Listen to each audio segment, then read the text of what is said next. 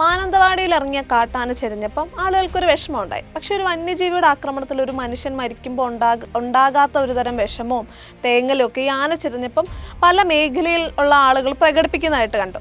ഇപ്പം നമ്മൾ ഏതെങ്കിലും ഒരു വന്യജീവിൻ്റെ ഫോട്ടോ എടുക്കുകയോ അല്ലെങ്കിൽ വന്യജീവി നമ്മളെ ആക്രമിക്കാൻ വരുമ്പം ജീവൻ രക്ഷാർത്ഥം നമ്മൾ എന്തെങ്കിലും ചെയ്യുകയൊക്കെ ചെയ്യുമ്പോൾ നമുക്കെതിരെ കേസുണ്ടാവും. പക്ഷെ വന്യജീവി മനുഷ്യർ എന്ത് ചെയ്താലും അവർക്കെതിരെ ഒന്നുമില്ല, അവർക്ക് എന്ത് വേണമെങ്കിലും ചെയ്യാം. അതിനിപ്പോൾ വന്യജീവിക്കെതിരെ കേസെടുക്കാൻ പറ്റുമോ? അത് പറ്റില്ല. എന്നാലും ഇതിനെക്കുറിച്ചൊക്കെ പഠിച്ച കൂടുതൽ ബുദ്ധിയും വിവരമുള്ള ആളുകൾക്ക് ഇതിനെക്കുറിച്ച് പഠിച്ച് വിശകലനം ചെയ്ത കുറച്ച് കാര്യങ്ങൾ കേട്ടത് വെച്ച് ഞാൻ ഒരു കാര്യം പറയാം.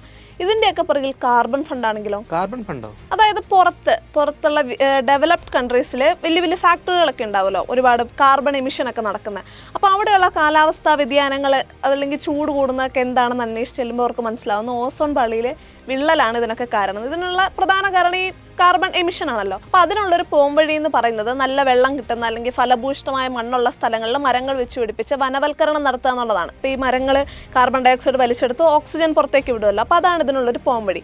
അതിന് വേണ്ടിയിട്ട് ഇവർ വലിയ വലിയ നേതാക്കളുമായിട്ട് ചർച്ച നടത്തുന്നു. അപ്പോൾ ഇവരിവിടെ ഫാക്ടറി നടത്തും. ഇതിൻ്റെ ലാഭം ഈ വനവൽക്കരണം നടത്താൻ സഹായിക്കുന്നവർക്ക് കൊടുക്കാമെന്ന് പറയുന്ന ഒരു ഡീലിലെത്തുന്നു. അപ്പോൾ അതിൻ്റെ ഭാഗമായിട്ട് വരുന്നതാണ് ഈ കാർബൺ ഫണ്ട്. ഇതിൻ്റെ ഒന്നാമത്തെ ഘട്ടം എന്ന് പറയുന്നത് പരിസ്ഥിതി ലോല മേഖലയും പരിസ്ഥിതി ലോല അല്ലാത്ത മേഖലയും തമ്മിലുള്ള ഡിവിഷനാണ്. ഇപ്പോൾ എറണാകുളം പോലെയുള്ള മണലും ചെളിയൊക്കെ പിടിച്ചു കിടക്കുന്ന ഭാഗങ്ങൾ പരിസ്ഥിതി ലോലമല്ലാതാകുന്നതും ഡാമൊക്കെയുള്ള മലയോര പ്രദേശങ്ങൾ പരിസ്ഥിതി ലോലമാകുന്നതും ഇതിൻ്റെ ഭാഗമായിട്ടാണ്. ഈ മണലും ചെളിയൊക്കെ പിടിച്ചു കിടക്കുന്ന സ്ഥലങ്ങളിലും മരങ്ങൾ വെച്ച് പിടിപ്പിക്കാനോ വനവൽക്കരണം നടത്താനോ ഒന്നും പറ്റില്ലല്ലോ. അപ്പോൾ അതിന് വേണ്ടത് ഇതുപോലെയുള്ള മലയോര പ്രദേശങ്ങളാണ്. അതിന് വേണ്ടത് അവിടെയുള്ള ജനങ്ങളെ അവിടെ നിന്ന് ഒഴിപ്പിക്കുക എന്നുള്ളതാണ്. അതിനുള്ള രണ്ടാമത്തെ സ്റ്റെപ്പാണ് കാർഷിക ഉൽപ്പന്നങ്ങൾക്ക് വിലയില്ലാതാക്കുക. ഈ വിലയില്ലാതാവുമ്പം കർഷകർ അവരുണ്ടാക്കുന്ന ഉൽപ്പന്നങ്ങളൊക്കെ കെട്ടിക്കിടക്കും അവരുടെ സ്ഥലങ്ങളിൽ. അപ്പോൾ ഇത് കഴിക്കാൻ വേണ്ടിയിട്ട് ചെറിയ ചെറിയ മൃഗങ്ങൾ വരും, അവരെ തിന്നാൻ വേണ്ടിയിട്ട് വലിയ മൃഗങ്ങൾ വരും. അങ്ങനെ അവർ പെറ്റി പെരുകി അവിടെ കൂടും. അപ്പോൾ കാട്ടിലെ വലിയ ജീവികളായിട്ടുള്ള കടുവയും പുലിയും സിംഹവും കാട്ടാനയും കാട്ടുപന്നിയും കരടിയൊക്കെ നാട്ടിലേക്ക് ഇറങ്ങും. പിന്നെ അവർ വന്യജീവികളാണല്ലോ, അവരേതെങ്കിലും മനുഷ്യനെ ഉപദ്രവിച്ചു കഴിഞ്ഞാൽ പിന്നെ ആ ഫാമിലി പോലും അവിടെ നിൽക്കില്ല.